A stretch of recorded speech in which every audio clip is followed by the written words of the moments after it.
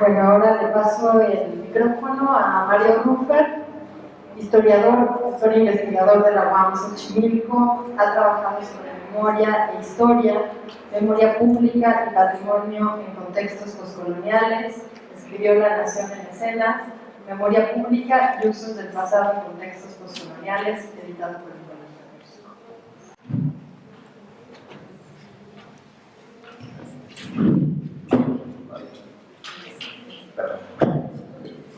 Buenas tardes a todas y a todos.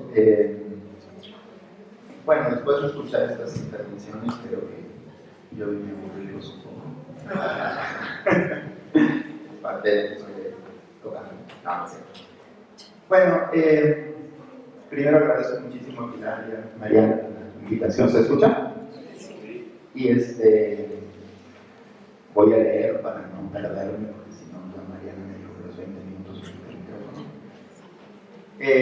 Mi intervención está asignada con algunas preguntas. Yo soy historiador, y eso es problemita. Tenemos algunas obsesiones particulares. Y me preocupan particularmente las formas de pasado en las articulaciones de poder y diferencia en el presente. Desde hace algunos años investigo sobre usos sociales y políticos del pasado. He trabajado apropiaciones del pasado en ceremonias de Estado, en festivales nacionales, en rituales conmemorativos, en museos oficiales, en monumentos y museos comunitarios, siempre en contextos postcoloniales del sur global. Específicamente he trabajado en manifestaciones en Argentina y Sudáfrica y más recientemente en México.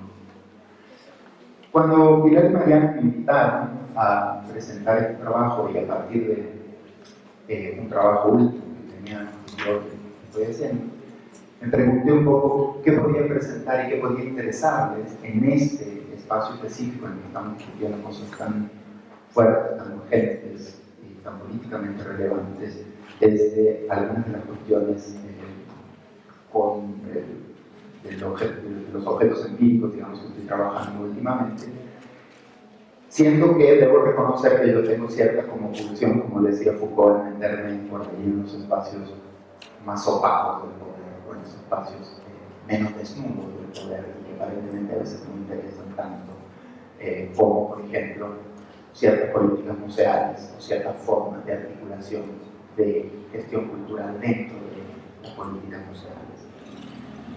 Sin embargo, agradezco mucho esta invitación a Pilar y a Mariana porque me permitió articular una reflexión que yo necesitaba hacer sobre mi propio trabajo y la urgencia presente de las cuestiones del propio trabajo. Desde hace algunos años he percibido cierto giro que me preocupó.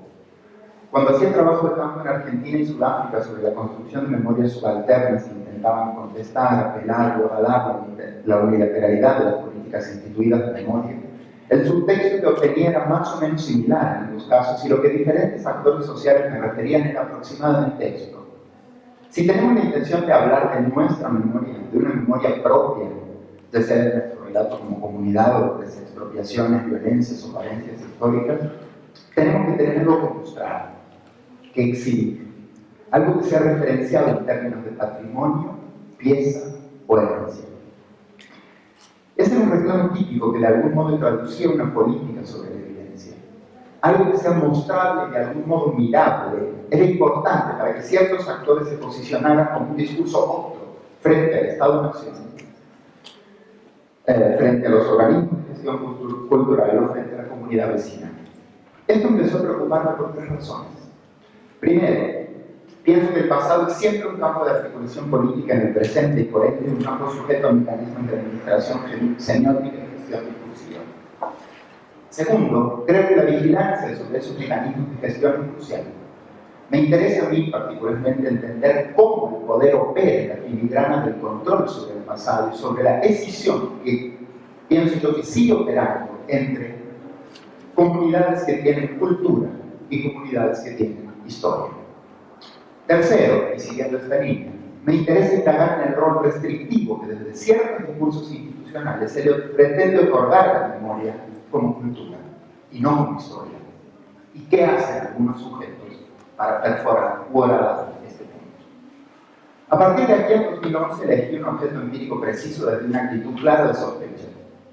Empecé una investigación sobre el Programa Nacional de Museos Comunitarios y Entornos Comunitarios de Memoria, auspiciado por el Instituto Nacional de Antropología e Historia de México, porque según la propia plataforma del INAH, el programa debería funcionar para, cito, rescatar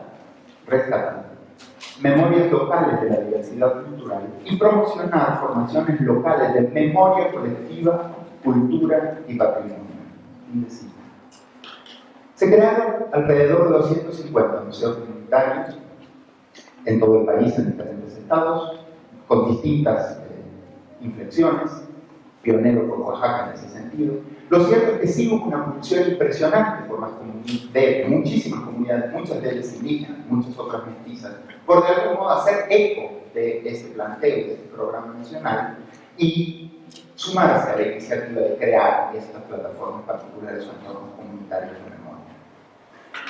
Yo relevé 17 casos con cierto detenimiento, el cual no me voy a detener aquí, sino más bien lo que quiero determinar en unas reflexiones particulares. De esta investigación salen las reflexiones que les comparto hoy. Desde el inicio, la verdad, me saltaron dos preguntas. Primero, ¿por qué el Estado mexicano, a partir de ciertas funciones centrales de la gestión cultural, se interesaba explícitamente por algo que llamaba memoria, memoria local, memoria comunitaria, memoria colectiva, pero lo homologaba rápidamente con la noción de patrimonio? ¿Y por qué muchas comunidades estaban respondiendo a ese dictum y cómo? ¿Cómo responde el ethos comunitario su aparente deber de hacer memoria propia, generar y custodiar su propio patrimonio, además, en un contexto de tal desgarradura del tejido social que acabamos de escuchar? En 2013, mientras hacía una entrevista en el Museo Comunitario de Reciente Creación y Anuencia de San Pedro Artópolis, de la Delegación Municipal del Distrito Federal, doña Juana aclaraba lo siguiente, y la cito: es nuestro patrimonio, y otra vez con lo de patrimonio. Este parece notario, se refiere al promotor del museo, entre risas. Es que yo le digo, yo quería que habláramos de las fotografías, dice que son nuestro patrimonio también, y entonces, todas esas tierras alrededor se han perdido por concesiones que ni sabemos de dónde salieron. Los títulos de propiedad los tenemos, las cédulas del rey tenemos todo. También sabemos perfectamente de la gente que entregó las tierras, pero antes, que eso no, que el de nuestro patrimonio. Y ahí nos tienen, contando figuritas y su cartelito. Fíjese. Me parece que esto es lo que principalmente exige las discusiones sobre patrimonio y memoria. Cuando en Sudáfrica, en el Caribe o en ciertos espacios de la Argentina se promueve, por ejemplo, la creación de museos comunitarios, hay una preocupación por regenerar el vínculo colectivo a partir de memorias como un recurso fundante, no como una herencia. Hay una clara noción de que el insumo que funda la ocasión de significar es el ejercicio de memoria expresada en soportes como el relato, la creación de archivos visuales con recursos propios, la valoración colectiva de objetos, la narración y reconstrucción conjunta de los paisajes acechados por violencia, la depredación urbano-industrial o el crecimiento poblacional desregulado. Esas memorias son siempre plurales y muchas veces disonantes. Por supuesto, muchas veces tienen poco que ver con lo que realmente pasó, pero eso no es necesariamente el asunto de la memoria, lo sabemos. La especificidad de la pregunta en los ejercicios de memoria no es tanto qué pasó, sino, como diría Héctor Schmuckler, cómo fue posible. A quienes nos interesamos por los trabajos de la memoria y por los usos del pasado, nos importa menos la fidelidad del acontecimiento que la producción de sentido a partir de narraciones articuladas. El problema es que a veces los procesos de patrimonialización asedian formas contingentes y ocasiones de memoria. En el célebre cuento Funes el Memorioso, Jorge Luis Borges presentaba un dilema central que me parece que viene a colación aquí. Su personaje Lirio Funes retiene en la memoria todos los detalles, todos los números, todas las fechas y todo el archivo del mundo, pero es incapaz de pensar. Juan de Actor quiere hablar, quiere discutir, quiere pensar las fotografías, el tiempo, la sequía, las expropiaciones, pero el encargado del museo, el maestro de Lina, la inhibe. Se conforma con clasificar y describir, contar figuritas y escribir sus células. El punto es la necesidad impulsada por las instituciones del Estado, sin olvidar los matices de una afirmación así, de volver de algún modo solemne a toda discusión centrada sobre el pasado y el legado. Para la voz institucional, la confusión entre memoria y patrimonio es altamente redituable, porque este último debe servir para enaltecer. La posesión local de ese patrimonio para enaltecer a la comunidad, inculcando esa memoria que es, a su vez, propiedad de la nación. La memoria local custodia un estandarte que siempre más amplio, como hace Juana con cada figuritas y su cartelito, pero sobre todo, sostengo que una de las principales funciones de los poderes hegemónicos en la política cultural hoy es fomentar esta especie de excesos narrativos fragmentarios, que hablen todos, que todo sea dicho, que todo sea exhibido, que todo sea superpuesto, en definitiva, que todo sea confuso. Lo que se cuida muy bien ya no es quién habla, sino quién es capaz de articular un relato, de comunicar un relato con sentido. Y ahí sí, es mejor que las comunidades cuenten figuritas. A mediados del 2012, en San Andrés Místic, en la víspera de la celebración del Día de Muertos, tuve una entrevista con uno de los colaboradores del Museo Comunitario del lugar, que para mí lo cambió todo. Don Alberto, un campesino que había entrado como voluntario para entender mejor, dice él, para entender mejor por qué llegamos a ser todos tan iguales, tan igualitos de tan pobres. Y me decía, lo cito, ya vio, en este país estamos ocupados en sacarlo enterrado porque es nuestra historia. Hay que conservar todo, así nos capacitan. Para todo nos capacitan todo el tiempo para desenterrar el pasado. Pero enterramos en cualquier basurero a los muertos jóvenes, a toda esa gente que muere por la violencia. Aquí hay desaparecidos, ¿sabe usted? Todos nos dicen, no, pues no, el Miski, ¿cómo crees? Y aquí más de las flores y el cempasúchil y así. No, pues sí, aquí hay desaparecidos. Vinieron a verme familiares, que si poníamos las fotos, aunque sea para ayudar en el museo, pero imagínense lo de arriba, no, me dijeron claramente, esto es un museo para la memoria. Pues sí, es cierto, un museo. ¿Y qué es un museo? Indecible. Este fragmento da cuenta de algo en lo que he insistido en otras ocasiones. Creo que el trabajo político de la memoria sobre el tiempo no es tanto un trabajo de rememoración, sino de conexión. Cuando se intenta suprimir un hecho sobre la memoria colectiva, no se reprime necesariamente el acontecimiento. Lo que se intenta reprimir es la conexión del acontecimiento con los tiempos discontinuos de la experiencia. Mostrar esa era la apuesta de Benjamin en la tesis sobre el concepto de historia. Para ponerlo claro, no es cierto que en México no se hable de la violencia y de la violencia de la conquista, por ejemplo, pero cierta historia parece haber conjurado la conexión de la conquista con las violencias de la fundación, que la transforman en un síntoma del presente nacional, en una matriz que formula posición de sujetos sociales en sus jerarquías, diferencias y ambivalencias. Lo que me interesa es mostrar de qué manera y repetidamente las narrativas de patrimonio suelen funcionar para suprimir las conexiones peligrosas de memoria. Peligrosas en tanto intentan disociar las relaciones férreamente instituidas en los complejos pedagógicos de la estatalidad. Y sobre todo, me interesa analizar la productividad de esta disociación en contextos de extrema violencia. Yo no estoy de acuerdo en que toda violencia debe ser vista como una violencia de tipo colonial, como plantean algunos autores. Pero sí me parece que no es posible entender las violencias del presente si no comprendemos la lógica de la colonialidad. Esa lógica que enseñó, divulgó y escribió sobre la existencia de cuerpos que merecen ser salvados en la lógica humanística y también en la judía cristiana, porque tienen, como diría magistralmente Franz Fanon, un largo pasado histórico y son capaces de demostrarlo, porque tienen una heráldica excavada y a sus deudos enterrados, y porque las máscaras blancas de sus cuerpos imprimen una sensibilidad para la semejanza de la que no pueden dar cuenta los cuerpos crucificados por la comunidad. Si bien no lo expresa de manera literal, don Alberto siempre me duda. ¿Por qué no poner junto con las piezas desenterradas prehispánicas, enterradas por una forma específica de violencia de conquista, el rostro de jóvenes enterrados ahora por la violencia necropolítica del Estado postcolonial? ¿Será cierto que eso no tiene nada que ver? Y si tiene que ver, ¿cómo tendrían que ver? La profanación, para una memoria de la pérdida. Quiero comenzar este apartado, que es el último, con 3 viñetas de campo. 2 que corresponden al momento de campo en México, otra que se refiere a un episodio particular en Sudáfrica que me tocó relevar, y que por la relevancia del argumento considero pertinente aquí. Durante la caravana que hicieron por Chiapas los padres de los 43 normalistas desaparecidos de Ayotzinapa, en México, en septiembre de 2014, específicamente en Tuxtla, la madre de uno de los desaparecidos dijo a la prensa local lo siguiente: sí, arrastramos siglos de muerte como una maldición. La fosa es nuestra historia. Lo que está grabado por todos nosotros es eso. Nuestro cerebro lucha con los libros, pero no están ahí. Están perdidos. Y nosotros buscamos. Hemos buscado siempre. No más que solamente ahora nos ven. Indecito.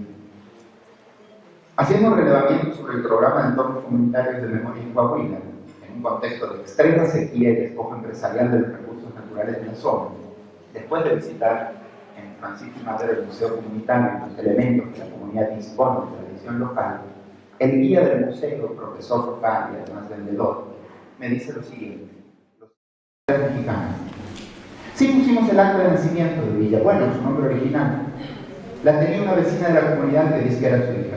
Dice que trae buena suerte. Pero el problema nuestro es la cabeza perdida. Sabemos que la tumba de Villa fue profanada en 1926, 3 años después de su asesinato, y su cabeza separada del cuerpo. De ahí en más, las leyendas sobre el destino de la cabeza de Villa alimentan con tintes mágicos los núcleos de nación, frontera, heroísmo y mexicanidad. Se dice que la tiene como trofeo algún descendiente de Obregón, que científicos de Chicago la llevaron a Estados Unidos para sus estudios de frenología, que está enterrada en un paraje entre Parral y Jiménez, que la sociedad secreta Skull and Bones de Yale, a la que pertenecen los hermanos Bush, la tiene celosamente guardada en Estados Unidos. Lo que en todo caso me importa resaltar es la injerencia póstuma conferida al héroe nacional popular en el curso de los acontecimientos presentes de la comunidad. Las fuerzas mágicas del Estado, de algún modo, interfieren en el curso de los acontecimientos. Porque si el poblado de Francisco y Madero también es la nación, es también responsable de la pérdida de la cabeza de Villa. Por eso anda penando aquí y en todo México, y se cuela la luna, y estamos así, igual que siempre. También el desperdicio y el revés de la comunidad están atados a una historia de nación como campo semántico ordenado por una lógica que lo precede. La tercera viñeta tiene que ver con mi trabajo, como dije, en Sudáfrica sobre memoria y usos del pasado desde la caída de la apartheid. La quiero traer a colación aquí porque para sostener ciertos argumentos sobre responsabilidades postcoloniales que disloquen las mitologías de excepcionalidad, hay que poder salirse, creo, de la exclusividad nacional. En Sudáfrica, desde 1994, la narración de las comunidades COSA unen la dificultad de pacificación nacional post-apartheid y la extrema violencia racial que vivieron al hecho de que no se hallara nunca el cuerpo del rey de la comunidad, Kinsa Korwakuto, asesinado por los británicos en 1835.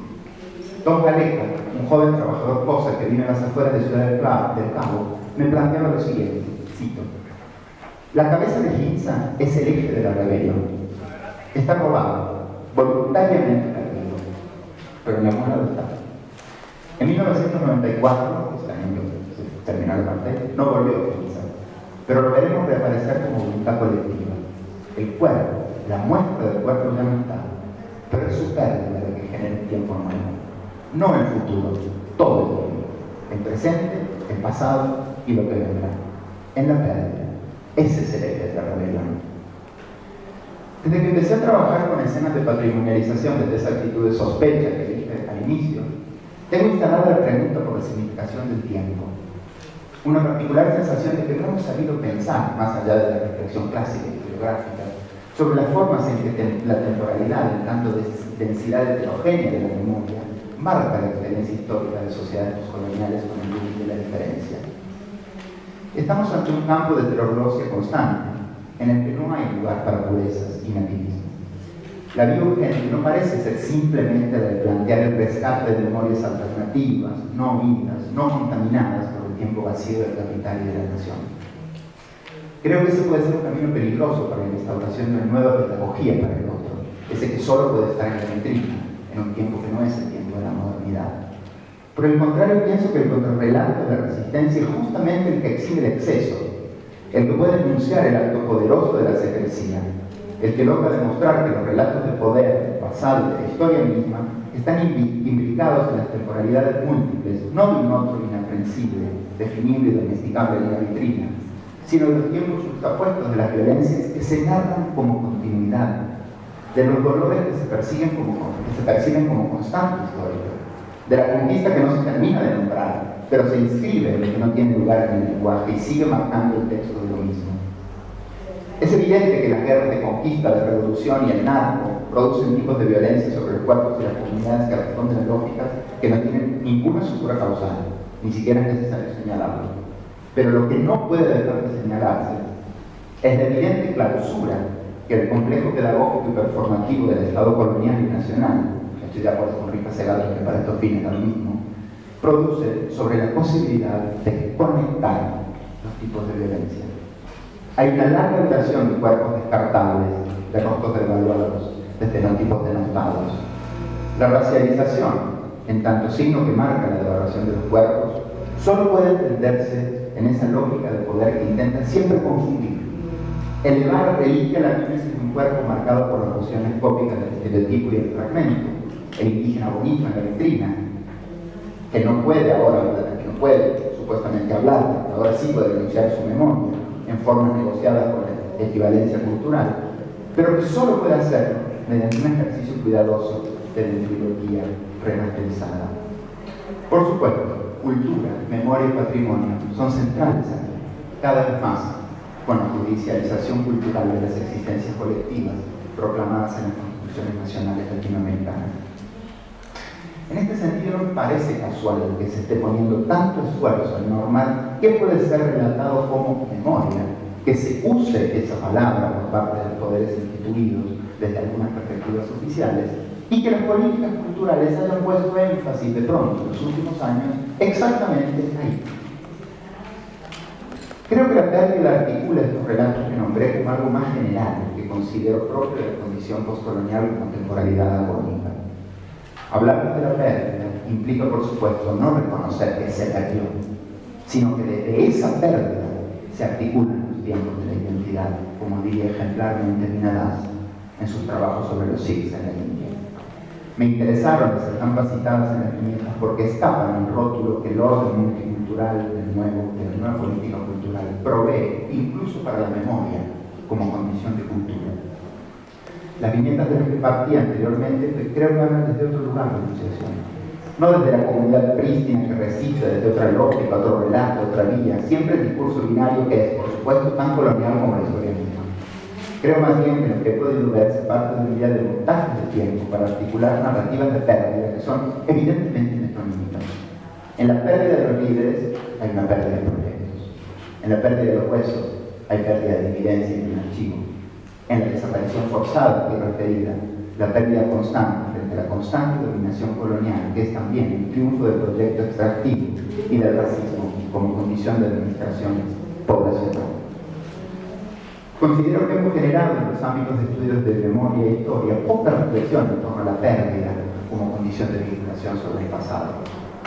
Las palabras de Giorgio Agamben en este sentido son de una fuerza particular y lo quiero citar.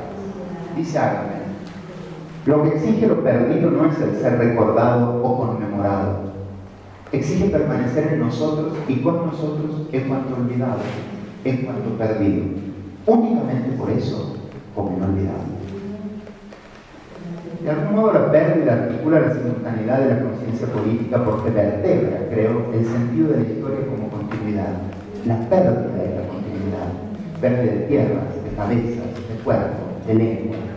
Lo robado no devuelto, lo desaparecido, lo extraído bajo la fuerza, es justamente lo que la lógica patrimonial, que exige la naturaleza referencial del resto de la exhibición, no puede abarcar.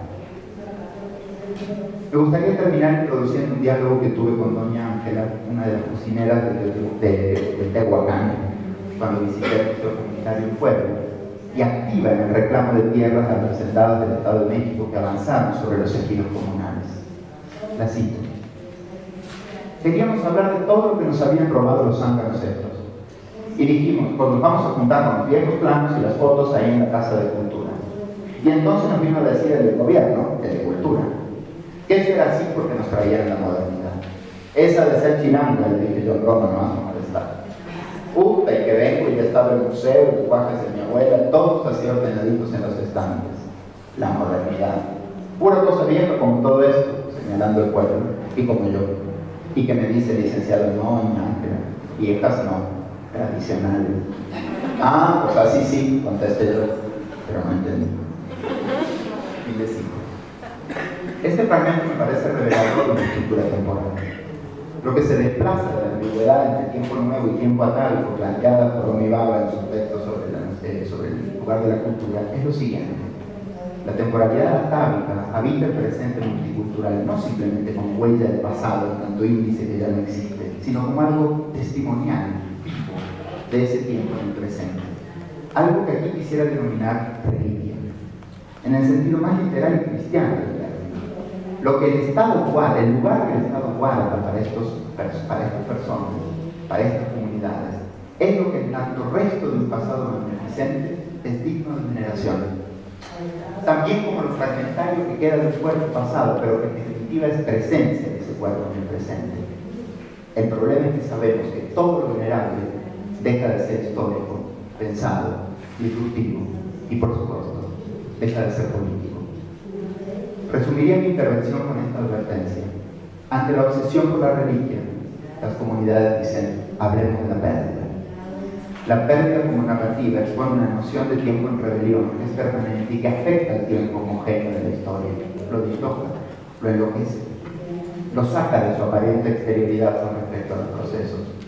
Solo la pérdida como acontecimiento que funda y a la vez explica el tiempo vivido de las comunidades parece ser capaz de articular otra historia. Doña Ángela terminó así. Volvió a mirar los objetos en las vitrinas, me miró seriamente a mí y me dijo, cito, no, hombre, esto no somos nosotros. Nosotros somos lo que ya no está. De eso también hay que hablar. No nomás de los guardas. Hablemos aquí mismo, en el museo, de la que ya no está. Fin de cita. ¿Y qué es un museo? Se preguntaba don Alberto Miski cuando no me dejaban poner las fotos de los desaparecidos. Pienso seriamente que un museo etnográfico de tradición, comunitario, de memoria, puede responder hoy a 4 fuerzas narrativas: a la épica, al monumento, a la reliquia o a la memoria. Las primeras 3 son las que conocemos de sobra. La cuarta, la narrativa de memoria, es, creo, en el caso mexicano, una posibilidad, un horizonte. El soporte del Museo de Entorno Comunitario es clave para establecer conexiones subversivas y dimensiones políticas, pero hay que trabajar para eso. Los espacios comunitarios son cruciales para alterar el relato de lo mismo, sembrar la duda, construir el suplemento dialógico de la narrativa frente al Estado-Nación, incluso en su vertiente multicultural. En efecto, exigen una presencia de inscribirse en la narrativa maestra, pero ahí mismo la cuestión. No somos ni tan tradicionales ni tan bonitos. Sujetos históricos con una capacidad notoria para leer la opacidad con la que el Estado, las corporaciones y los intereses mediados siguen disputando sus voluntades de soberanía y dominación sobre sus cuerpos. Gracias.